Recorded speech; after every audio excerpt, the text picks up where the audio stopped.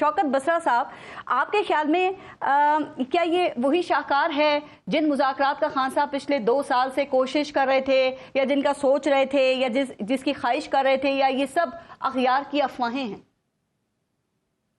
भारत, मुझे तो ये उम्मीद थी कि आप मेरे से सवाल करेंगी कि रात जो जुल्म, बर्बरियत, आते हैं उसके ऊपर, एक मिनट में बात कर लेना ना, इंसाफ पंजोता के साथ हुई और जिस तरह हमारी माओ बहनों बेटियों को अगवा किया जा रहा है, चोरी इम्तियाज की बेटी के साथ जो हुआ, जो बीबी के साथ हुआ, और फिर सबसे पहले ये देखें ये कि आज ये 2024 है, वही डब्बा फिल्में, घिसी पिटे स्क्रिप्ट, और सबसे बढ़कर ये हुआ कि हम वो जो मंसूर अवान है, जो डिप्टी अटॉर्नी जनरल है, हम तो समझ रहे थे कि शायद अभी तक वो गिरफ्तार हो चुका होगा, और हमारा मुतालबा भी है कि वो तो उन अगवाकारों का सरगना है जिसने 48 घंटे पहले बाकायदा हाई कोर्ट में ये बयान रिकॉर्ड करवाया कि वो 24 घंटे बाद वो मिल जाएंगे, घर वापस आ जाएंगे। इसका मतलब है कि वो अगवाकारों के साथ राब्ते में थे।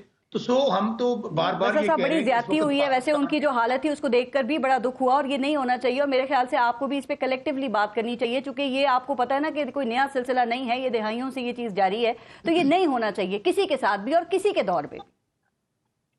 देखिए, मैं फिर कह रहा हूं कि जो आज हो रहा है ये तो मैं समझता हूँ कि शायद यजीदियत या फिरौनियत से भी बात आगे बढ़ गई है, और अल्हम्दुलिल्लाह हम इसके बावजूद कि ये तहरीक इंसाफ को खत्म करना चाहते थे, इमरान खान साहब को झुकाना चाहते थे, पार्टी को कोई टिकट नहीं लेगा, कोई निशान नहीं लेगा, लेकिन अल्लाह हक है, क्योंकि एक फैसला इंसान करता है लेकिन होता हुआ है जो मेरा रब चाहता है। लेकिन मैं फिर कह रहा हूँ कि ये भी जरा डील पे भी आ जाना। मैं जानना आपसे चाह रही हूँ कि खान साहब की खामोशी के पीछे क्या राज है, क्योंकि पहले वो सहाफियों से इंटरेक्शन करते थे, उस तरह का आप नहीं कर रहे हैं, और अगर बात करते हैं तो सिर्फ हुकूमत की मुखालफत में बात करते हैं, उनके खिलाफ बात करते हैं, या फिर जो जेल में उनके साथ बीत रही है उस पर बयान देते हैं। पहले तो एस्टेब्लिशमेंट के फर्क का नाम लेकर फिर इल्जाम भी लगाया करते थे ना।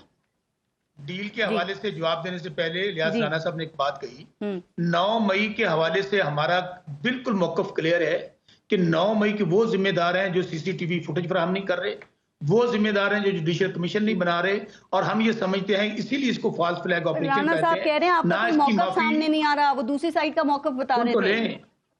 मैं बता रहा हूं ना, माफी हमने पहले मांगी थी, ना मांगेंगे, बल्कि माफी वो मांगे जो इसके जिम्मेदार हैं जिन्होंने ये फॉल्स फ्लैग ऑपरेशन करवाया है। बाकी रही डील की बात, इमरान खान साहब से पहली बात तो कोई जुर्रत नहीं कर सकता उनके साथ जाके ये बात करे, खा वो हमारी पार्टी का बंदा हो या उस एस्टेब्लिशमेंट की तरफ से जाए, जाके उनको कहे कि आए हमारे साथ डील करें, आप पाकिस्तान से बाहर चले जाएं, आप 3 साल खामोश रहें, आपको जनाब दोबारा वज़ीर आज़म बना। ये कौन सा मियां नवाज शरीफ, आसिफ अली जरदारी हैं जो 2 महीने जेल नहीं काट सके थे और पूरे पाकिस्तान के रोने चीखने की आवाज। मेरी गुजारिश ये, डील हमने करनी होती ना, हम पे 2 कातिलाना हमले हो चुके, इमरान खान साहब पे, आप जो अली मीन गंडापुर साहब की ये जो अभी बातें हो रही हैं, जो कॉन्स्पिरेसी थ्योरी चल रही है, उसके बाद तो ये हुआ कि इमरान खान साहब पहले ही 1 साल 3 महीने से डेथ सेल में बंद है, उसकी बिजली बंद कर दी गई, उनको खुराक वो मुहैया की गई जिससे वोमिटिंग हो रही थी, रात इंतजार मतलब खान साहब डट के खड़े हैं और कोई डील नहीं है, इसलिए डील लेने का, मेरी बात सुन,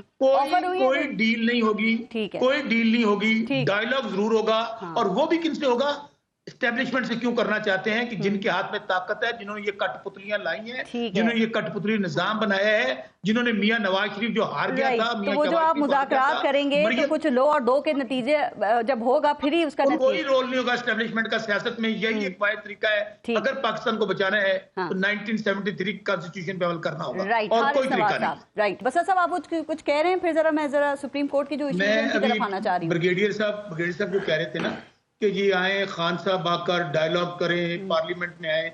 ब्रिगेडियर साहब, अल्लाह ताला अगर आपको तौफीक दे सच बोलने की, तो ये भी कह दें, कौन सी पार्लियामेंट, कौन सी हुकूमत, कौन सी वजीर आजम, कौन सा वजीर आला जो फॉर्म 47 पे आए हैं? बिल्कुल नहीं आएंगे। और दूसरी बात बड़ी क्लैरिटी के साथ आपको बता दें, बिल्कुल अली मीन गंडापुर साहब ने जो बात कही, मैं आपको खबर दे देता हूँ, इस बार हम वापस जाने के लिए नहीं आ रहे। अच्छा, पारस, हम तो आप आएंगे? 9 तारीख को ये पहले भी कहते थे, चूंकि वो गंडापुर साहब तो आने से पहले ही गायब हो गए सर, दोनों मर्तबा।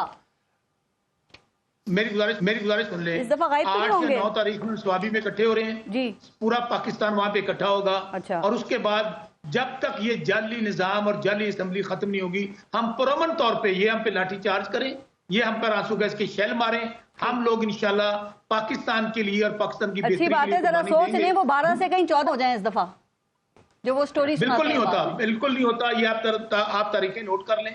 हम इंशाल्लाह आ रहे हैं। और दूसरी बात मैं एक और बात क्या नया करेंगे इस मरतबा? आते तो हर दफा। क्या कह रही है? क्या नया करेंगे इस मरतबा? क्या मुख्तलिफ होगा? ऐसा क्या करेंगे जो पहले नहीं किया, जिसमें नाकाम नहीं हुए? मैं अर्ज करता हूँ हम बिल्कुल वही करेंगे जो पहले किया है। पहले हमने लास्ट टाइम जब आए थे उस वक्त कॉल थी इत्तेजाज की। अच्छा। हम लोग वापस चले गए। इस दफा हमारा जो प्लान है, हम लोग इधर हमें महीना बैठना पड़े, हमें 2 महीने बैठना पड़े, जब तक ये जाली नहीं, ये वो कहानी है जो गंडापुर साहब ने सुनाई थी। आपने कहा वही करेंगे जो पहले किया, तो मैं समझी कि वही करेंगे, वापस चले जाएंगे। तो देखते हैं फिर 9 तारीख को आप क्या फैसला करते हैं। कहीं वापस नहीं जाए। सुन तो ले पारस, मेरे अल्फाज रिकॉर्ड पे रखिएगा जी। अब अगर हम आ रहे हैं 8 तारीख 9 तारीख को सवाबी, ठीक है, तो जब इस्लामाबाद वापस आएंगे तो वापस नहीं जाएंगे, इसलिए कि पूरा पाकिस्तान इस वक्त महंगाई में, अफरा तफरी में है, अवाम भूख से मर रहे हैं, किसानों पर इन्होंने खुद को शमला कर दिया है। इसलिए हमने ये फैसला किया है कि हम लोग पुरअमन तौर पर यहाँ पर, ये हमारा हक है, आईनी जमहूरी सियासी हक है, लेकिन हमें पता है आगे जो निजाम है, सूबाई मशीनरी भी साथ लाएंगे आप इस दफा के नहीं?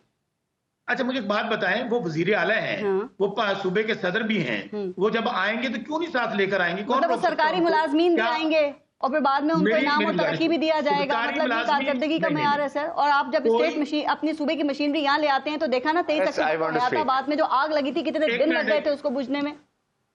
कोई सरकारी मशीनरी नहीं है अपना। जब चीफ मिनिस्टर चलता, 1 मिनट ब्रिगेडियर साहब, 1 मिनट, आप वजीर दाखिला रहे, मैं पता है 1 साल आपने क्या किया है। अच्छा, जब वजीर आला चलता है तो वो आकर उसके साथ प्रोटोकॉल होता है, उसके साथ 112T की गाड़ियां होती हैं, उसके साथ एम्बुलेंसेज होती हैं, तो क्या वो लाना जुर्म है? ये सब सरकार के लिए प्रोटोकॉल होता है या एहतजाज के लिए होता है? सुने, मैं फिर आपको समझाने लगा हूं। मैं समझ गई हूँ बात। Chief minister Gandapur